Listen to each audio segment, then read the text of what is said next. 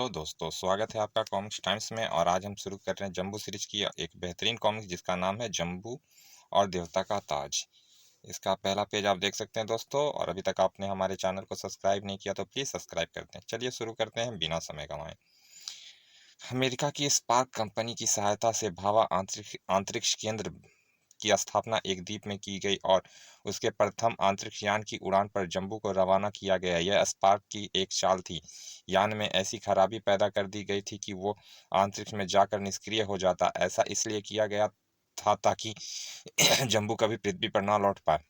जम्बू पहले ही अमेरिका की चाल समझ चुका था, मगर वो खुद भी अंतरिक्ष की सैर करना चाहता था। इसीलिए उसने ऐसी व्यवस्था कर दी थी कि उसका अंतरिक्ष में होने वाला हर कारनामा बंटी देख सकता था और उसकी वीडियो कैसेट भी बना सकता था। अंतरिक्ष में कुछ बंदरों ने जम्बू का अपहरण किया और अपने ग्रह पर ले गए, जहां जम्बू ने उनके देवता को मारकर उसका ताज पहन लिया और जम्बू ग्रह का देवता था। जम्बू बंदरों के विमान पर खड़ा उस विचित्र ग्रह की सैर कर रहा था। यह ताज तो बड़ा करामाती है। इसे पहनते ही मुझे यहाँ की सारी भाषाएं समझ में आने लगी है। किटी, क्या तुम इन सब बंदरों का नेतृत्व करती हो? अरे यह करती हो। बंदर बंदर क्या होता है? अरे यह तुम्हारी बिरादरी बंदर नहीं कहलाते, हिल्ले और गिल्ले कहते हैं। हिल्ले और गिल्ले? हिल्ले वह जो काले हैं और गिल्ले वह जो गोरे हैं। जबकि मैं यह समझ रहा हिल्ले गिल्ले कोई डिस्को डांस है। यह डिस्को डांस क्या होता है देवता? एक बीमारी का नाम है जिसमें फंसते ही लोग हिलने डुलने लगते हैं। अच्छा यह बताओ, तुमने मुझे देवता क्यों बना दिया? जिसके सिर पर यह ताज होगा वह हमारा देवता होगा। फिर तो इस ताज की मुझे पूरी हिफाजत करनी होगी। क्या आपकी पृथ्वी पर कोई देवता नहीं होता?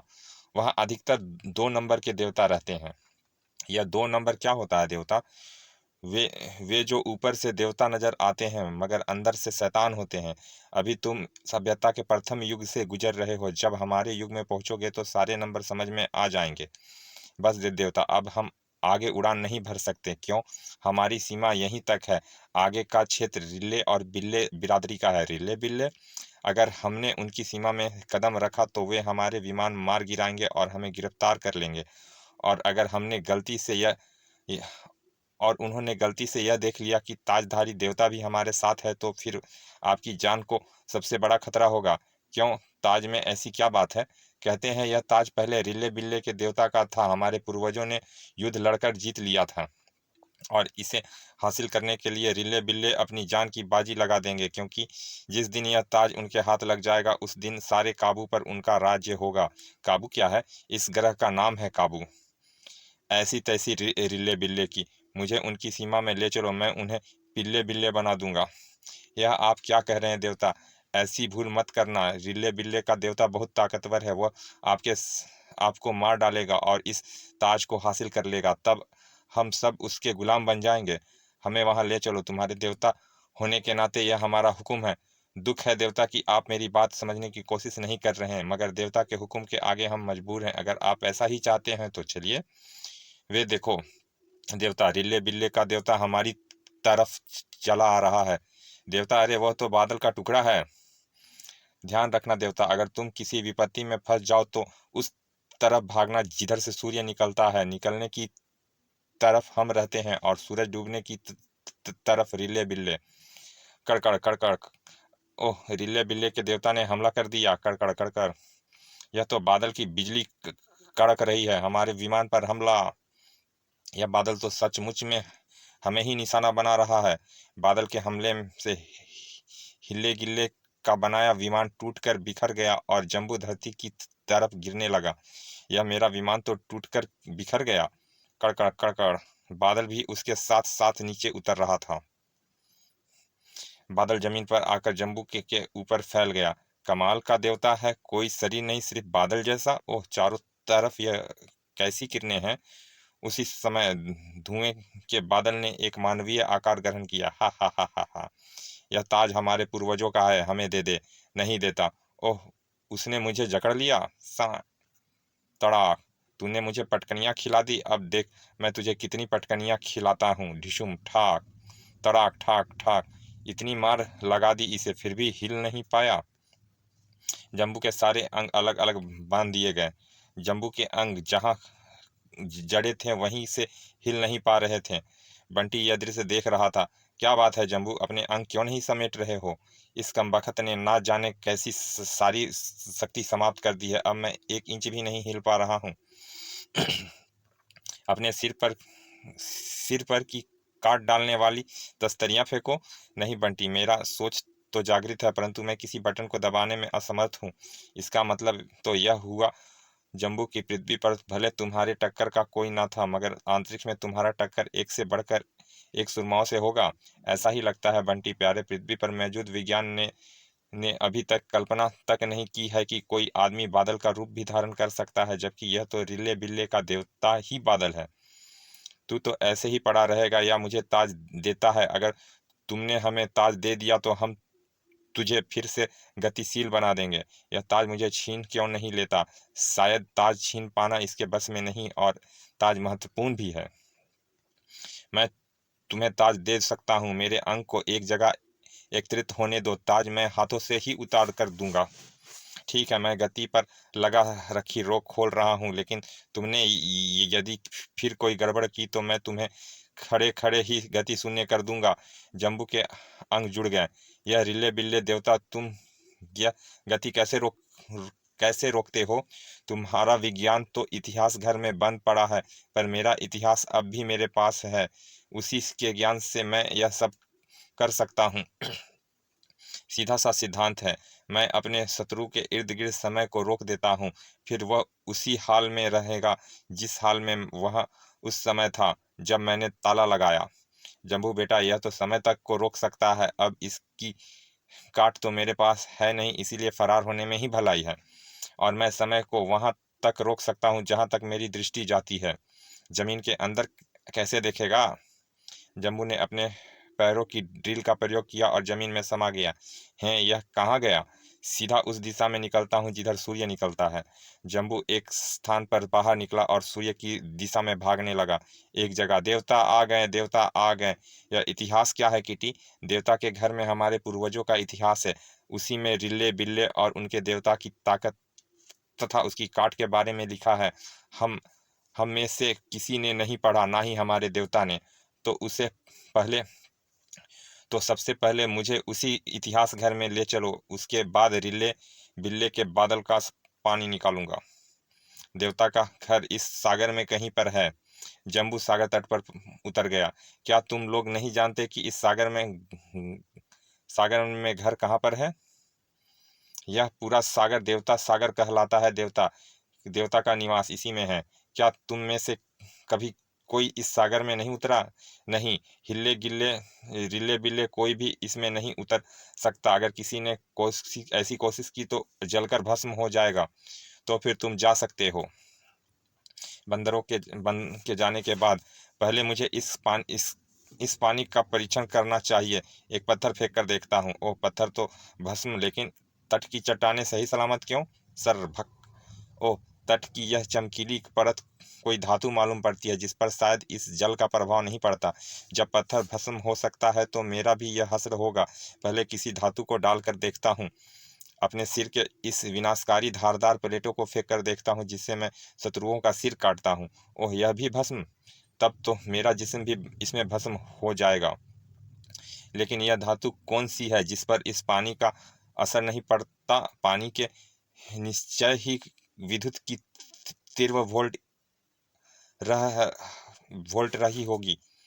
वोल्ट हर उस चीज पर प्रकट होती है जो उसमें गिरती है। मेरे पास यहाँ यहाँ उत्पन्न कोई धातु वस्तु भी नहीं जिससे मैं उसकी वोल्टेज का अनुमान लगा सकूं। और ताज, परंतु यह ताज भस्म हो गया तो? आश्चर्य, यह ताज तो उसी धातु का बना लगता है। क्या क्या वजह हो सकता है कि यह रिच इसमें उतरा तो होगा, तो वह भस्म नहीं होता था।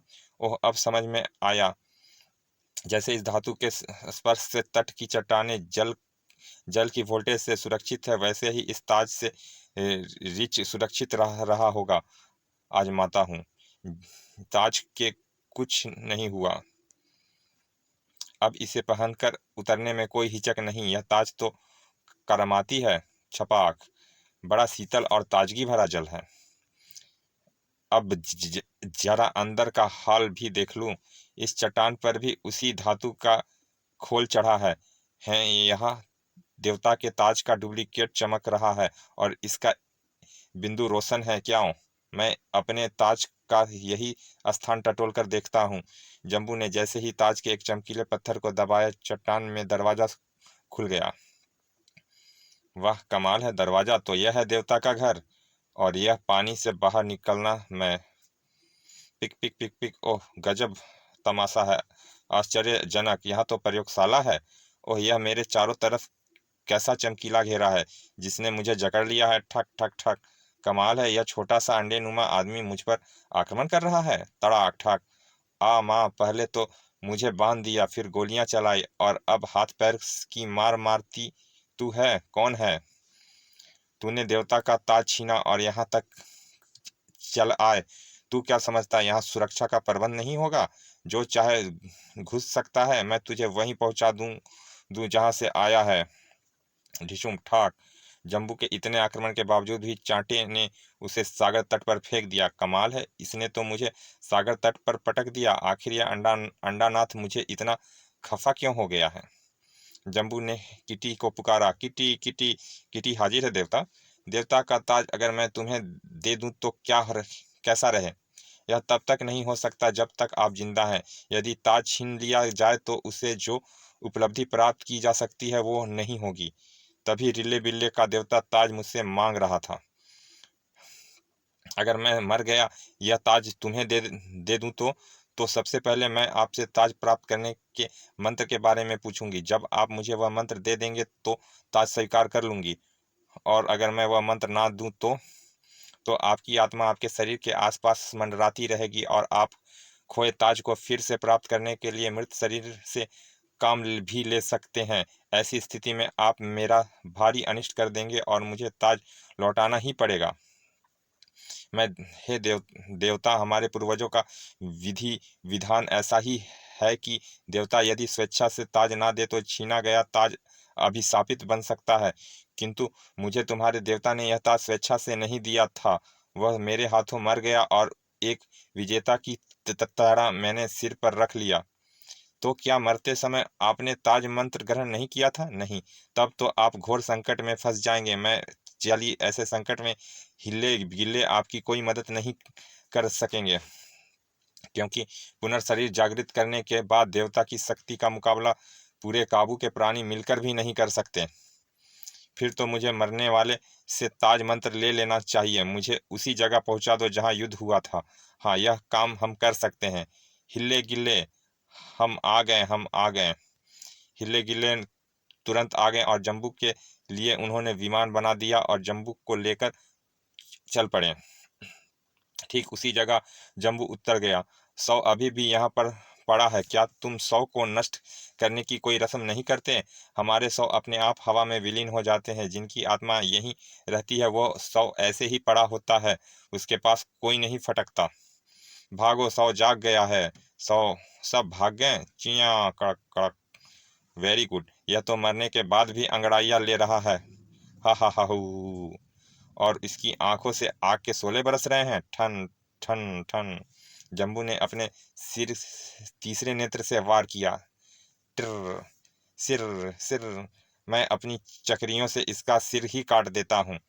सर, मुझे ताज मंत्र देता है या तुझे पूरी तरह काट दूं? ठाक ढिशुम, सर तड़ाक, कमाल है, इसके तो कटे हाथ पैर भी मुझे मार रहने पे तुले हैं। तड़ाक, अरे यार तुमने तो अब मारे मारे अरे यार तुम्हें तो अब मरा ही था, नहीं जा सकता अब। अरे यार अब तो तुम्हें मारा ही नहीं जा सकता, तुम तो बेकार में मेरे पीछे पड़ गए हो। यह लो अपना ताज। ताज पहनते ही देवता के सारे अंग जुड़ गए। ठक ठक, कमाल है, मैं समझता था यह कला सिर्फ मेरे पास है, अंग तो यह भी जोड़ लेता है। सुन नए देवता सुन, मेरी बात समझने के लिए यह ताज पहन। यह कुछ कह रहा है, परंतु इसकी बात तभी पल्ले पड़ सकती है जब ताज पहन लूं। ऐ देवता, मेरी बात समझने के लिए थोड़ा देर के जरा यह ताज इधर दे दे, उसे फिर वापस कर दूंगा। अब हम शांति से मरकर अपनी आत्मा और शरीर को पूर्वजों के घर पहुंचा सकते हैं। नए देवता सुन। ऐ देवता, पहले तूने मेरी हत्या करके यह ताज छीन लिया था, इसीलिए मैं क्रुद्ध था, किंतु तूने मुझे ताज वापस कर दिया। अब मुझे कोई रंज नहीं। मुझे इस बात की भी खुशी है कि तू मुझसे अधिक शक्तिशाली है, अमर है और बुद्धिमान है। तू मेरे पूर्वज जोन की इच्छाएं अवश्य ही पूरी कर सकता है, किंतु तुम्हारे देवता के घर में तो एक अंडा रहता है जो पता नहीं क्यों मुझसे खफा है। ए नए देवता, उसका कोई कसूर नहीं। वह तब तक तुम्हें उस घर में नहीं घुसने देगा जब तक मेरे शरीर और आत्मा को मुक्ति नहीं मिल जाती। अब ध्यान से सुनो। इस ताज पर कुछ ऐसे पत्थर हैं जिन्हें दबाने से कुछ क्रियाएं होती है। जितना मुझे ज्ञान प्राप्त है वह तुम्हें देता हूँ। आगे का ज्ञान तुम्हें स्वयं प्राप्त करना है। देवता ने जम्बू को ताज के बारे में ज्ञान दे दिया। अब जाओ, चाटा तुम्हारे सेवक की तरह स्वागत करेगा। चांटा कौन? वह जिसे तुम अंडा कह रहे थे। ओह, वह चांटा है। हे नए देवता, अलविदा। अब मेरा शरीर मेरे पूर्वजों के घर जा रहा है, वहां जहां हम मरने के बाद पहुंचते हैं। फिर देवता का शरीर गायब हो गया। है गायब हो गया। इस ताज में एक उड़न बटन है जिसे दबाते ही मैं उड़ सकता हूँ, यह इस देवता ने बताया था। बटन दबाते ही, ओह सचमुच, अब मुझे हिले गिल्ले के विमान की जरूरत नहीं पड़ेगी। मैं सागर तट का रास्ता जानता हूँ। छपाक। पहलवान चांटा, मैं आ रहा हूँ। जम्बू देवता के घर में पहुंच गया।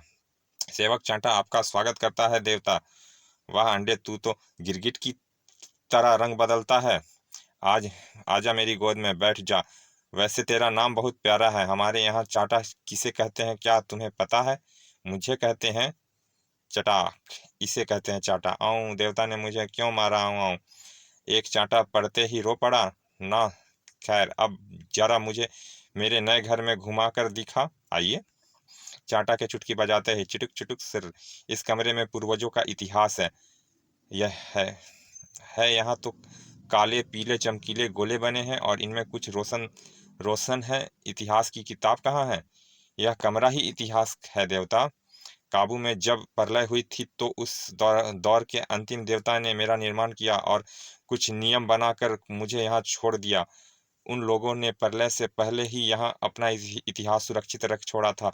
मेरे साथ विडंबना यह रही है कि मैं यहाँ से बाहर नहीं निकल सकता था। मेरी सीमा सागर तक है। उसके बाहर जाने के बाद मैं यहाँ नहीं लौट सकता। प्रलय से अब तक मैं इस जगह हूँ।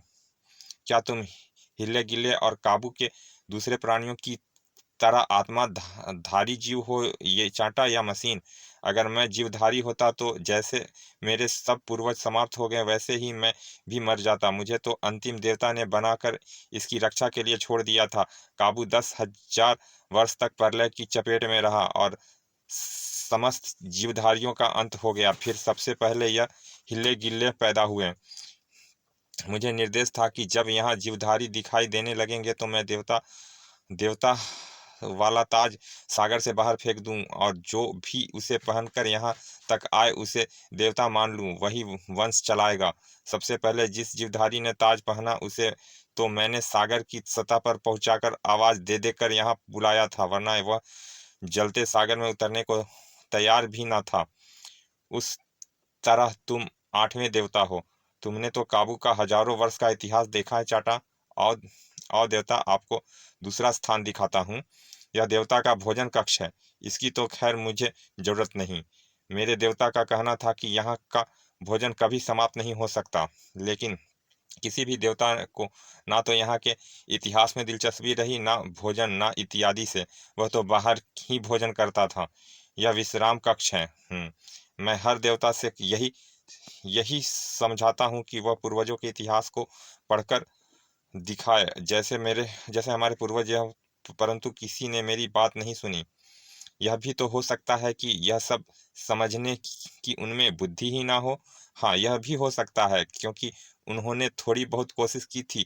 हम हर देवता को यह समझाते हैं कि जब आपको आपसे बुद्धिमान और शक्तिशाली जीव नजर आए तो अपना अपना अपना पद उसे सौंपकर मृत्यु प्राप्त कर लें। यह अच्छी प्रथा है। हमारी पृथ्वी में तो जो सीट से चिपक जाता है उतरता ही नहीं। वह तभी उतरता है जब जनता उसे उतारती है।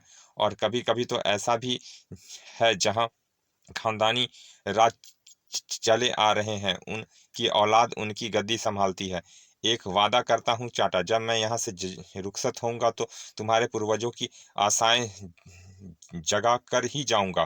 काश कि वह स्वर्णीय दिन लौट आए। अच्छा यह बताओ, क्या तुम्हारे पूर्वज हिले गिल्ले की तरह थे? ए देवता, वह तो आपकी तरह सुंदर शरीर वाले थे। यह हिले गिल्ले तो आकाश पर उड़ने वाले हमारे पालतू पक्षी थे। जब प्रलय हुई थी तो यह सब उड़कर किसी दूसरे ग्रह में चले गए थे, फिर हजारों वर्ष बाद लौटे हैं। और बिल्ले रिल्ले बिल्ले रिले बिल्ले यहाँ के मूल निवासी नहीं है। मुझे मालूम नहीं कि वे कहाँ से काबू में आकर बस गए। चांटा ने जानकारी प्राप्त करने के बाद जम्बू ने मानना शुरू किया। इसका मतलब काबू पहले बहुत विकसित होगा और पहले ने इसका जनजीवन समाप्त कर दिया होगा। बंटी, क्या तुम मुझे देख रहे हो? हाँ, बड़ा मजा आ रहा है जम्बू। यह कहाँ जा फंसे हो तुम? अब मैं काबू का इतिहास पढ़ने के बाद विज्ञान में कोई बहुत बड़ी उपलब्धि हासिल करने वाला हूँ। पृथ्वी पर तुम इसका उपयोग कर सकोगे। सबसे पहले खोज यह है कि यहाँ जब से मैं आया हूँ सूर्य एक ही जगह जमा हुआ है, रात नहीं हुई है। जम्बू कुछ समय बाद इतिहास भवन में पहुंचा। यहाँ मुझे बहुत कुछ मिलेगा। इस दीवार पर जो जो छोटे बड़े बिंदु हैं, क्या वह इस ताज के समान नहीं है? और बिल्कुल इस ताज के निशान हैं बने हैं, और यह बिंदु अलग अलग रंगों में चमक रहे हैं। अवश्य ही इस ताज से इनकी संबंध है। और दीवार के इस तरफ ठीक सामने हरी रोशनी का बड़ा दायरा है, जिसका प्रकाश ताज पर पड़ते ही इससे यह जगमगा रही है। यह क्या? ओह, एक अजीब सी तस्तरी है जो घूम रही है। इसे पहले नीली रोशनी में चमकती, फिर पीली, उसके बाद यह पूरी तरह हरी हो जाती है और इसके किरण हरे प्रकाश में जा मिलते हैं। वह क्या अद्भुत दृश्य है! जैसे यह तस्तरी इस प्रकाश पुंज की कंट्रोल पावर हो। जब इसकी हरी किरणें निकलती है तो बड़ा अलौकिक हरियाली छा जाती है। और यह तो बड़ी सामान्य सी प्रक्रिया है। नीला पीला रंग मिलने से हरा रंग बन जाता है। नीला पीला हरा। इस ताज पर भी दाएं बाएं नीले पीले पत्थर हैं और प्लेट में भी ताज का खाका बना हुआ है। दोनों को बारी बारी दबाकर देखता हूँ। ताज का नीला पत्थर दबाते ही दीवार का नीला गोला घूमने लगा, घिर सर सर वन नीला। और जैसे ही ताज का पीला बटन दबाया, दीवार का पीला गोला घूमने लगा, सर सर सर पीला गोला, अब पीला गोला, कर कर कर कर सर है। यह तो पूरा ही कमरा घूमने लगा। तभी सड़क सड़क सड़क। ओह, यह गोला मुझे खींच रहा है और मैं इन शिकंजे में फंस गया हूँ। और स्क्रीन पर अंधेरा अंधेरा। सच क्या हुआ जम्बू के साथ? यह अंधेरा। यह जानने के लिए पढ़े जम्बू सीरीज की नई कॉमिक्स जम्बू की ललकार समाप्त। चलिए दोस्तों, मिलते हैं फिर किसी अच्छे से कॉमिक्स के अच्छे से भाग में। तब तक के लिए आपने हमारे चैनल को सब्सक्राइब नहीं किया तो प्लीज़ सब्सक्राइब कर दें। चलिए मिलते हैं फिर किसी अच्छे से कॉमिक्स के अच्छे से भाग में। तब तक के लिए धन्यवाद, विदा।